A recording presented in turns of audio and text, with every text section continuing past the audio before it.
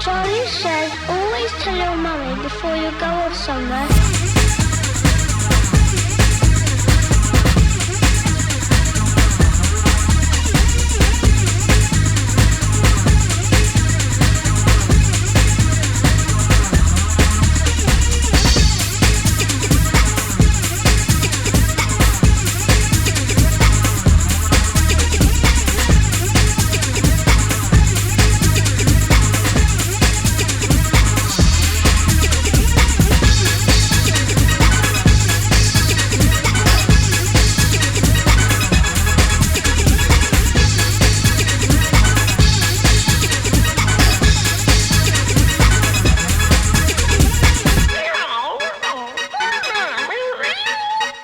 Says always tell your mummy before you go off somewhere.